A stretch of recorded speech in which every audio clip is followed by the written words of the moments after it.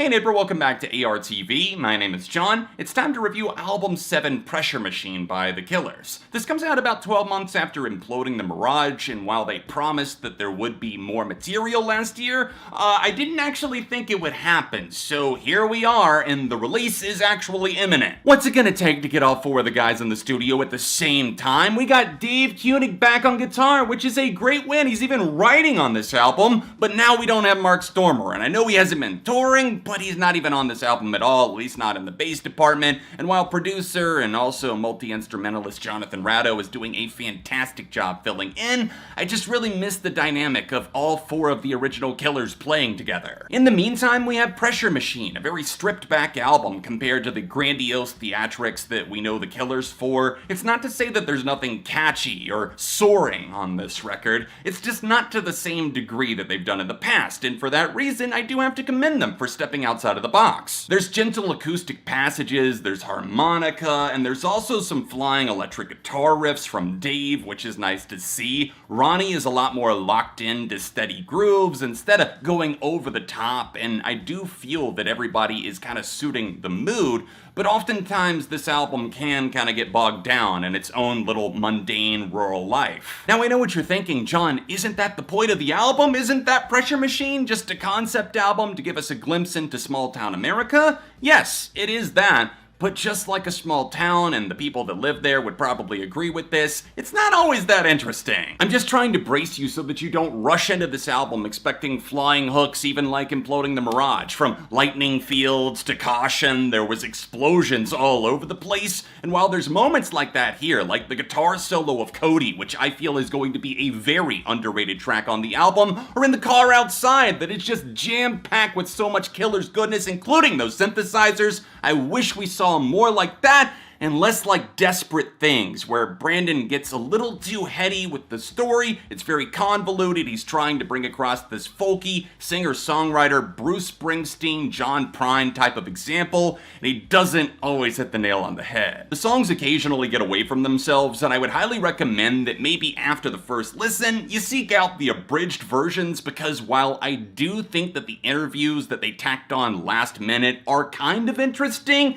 they're not gonna have replay factor, and it's just gonna get annoying. In fact, it already did for me, and I've been listening to the abridged version almost the entire time. You can definitely trace back a lot of influences on this album, but there's also some very distinctive Killers-isms, and I think this album lies somewhere in between their own records, Sam's Town and Springsteen. It's not that we should be sitting on our hands waiting for these high-octane, energetic anthems to come our way, because the Killers do a slow song well. We've seen it in the past, and we see it again here. I think one of the best tracks on the album is Terrible Thing. I really appreciate the fact that Brandon tried to get inside of the headspace of somebody living in a small town that is most likely gay or struggling with their own sexuality. They take a look in the mirror and say, the cards that I was dealt, they would get me kicked out of the game. It's one of my favorite lyrics on the entire album, and it really gives you this concentrated feeling like they went into this really trying to channel real people, not just this pristine view of tractors and flags and dirt roads, and it's, yeah, the heartland of America. There's also problems there too. Up to this point, I realize it sounds like I've been complaining a lot, but really I just feel like they set the bar extremely high with Imploding the Mirage, and it's a very different album, one that you kind of have to get used to and settle into the groove of. You need to move into this small town, but there are so many moments that will almost immediately open up to you. I think that West Hills is fantastic. They know how to do an opening song. There's some great riff structures on this one. They feel over the top like lightning strikes. Brandon bellows out vocals throughout this record, and while West Hills is a fantastic example, I think the chorus of Sleepwalker is another one that just kind of creeps up on you. I think that he did a great job at really making this personal to him, but also pouring his heart in to give an authentic point of view on the ways that he was raised, what he grew up on, how he moved away and came back and looks at it now. Good God, I'm white knuckling though, because I fucking love In the Car, Outside, and Cody. These are the two best tracks on the album, and I do feel that they really capture everything about the Killers, as well as this small town perspective. I mean, In the Car Outside is so simple in what it's saying, but the backing vocals, the guitar strikes, just the overall energy, the pummeling feel to the song song, it's incredible. Cody's out looking for trouble too, and it's able to quickly give this minimalistic take in the intro and kind of set up the story about this troubled teen, and then it comes in with some crashing drums. I love the guitar structure on this track, it really goes out there, and I feel that moments like that, and also maybe In Another Life, another track that just really feels vivacious, it's able to totally suck you in. I was hoping for more like that, and unfortunately less like disappointing moments like Runaway Horses, and that kills me to say because it's a Phoebe fucking Bridgers collab,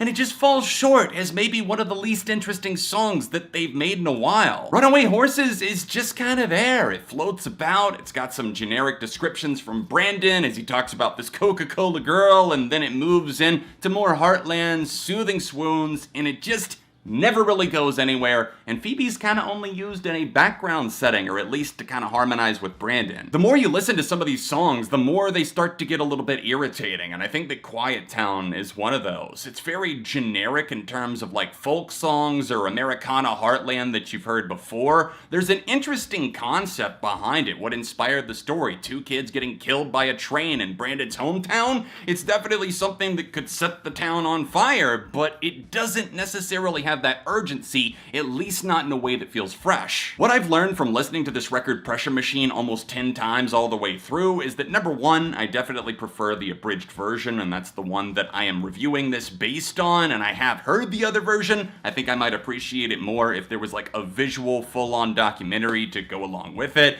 And also number two, that this record is spotty, and I feel that it opens very strong, it kind of skips back and forth for a while, it gets going, it'll ignite a flame, and then it'll kind of burn out, and I do feel that the album goes out on some sour moments, with the worst of those being Desperate Things, a track that just drags and drags and drags, and I know that Brandon was trying to write more verses and be a bit more inspired with his writing style to mix it up from your standard verse, chorus, and then you got a bridge, and then back to the chorus, and that's the end of the song. But that one drags, the motivations are weird as it talks about this cop that's getting involved in a girl's life and eventually ends up murdering her husband. It's a murder song that's not interesting. So after that, I do feel that it's hard to get back into the groove of the album, and the title track, along with the Getting By, which is pleasant enough, just don't necessarily merit replays. For me, overall, I'm Pressure Machine. I won't call this disappointing. I do feel that it's a necessary progression for them to try out new things, to try on new shoes, so to speak,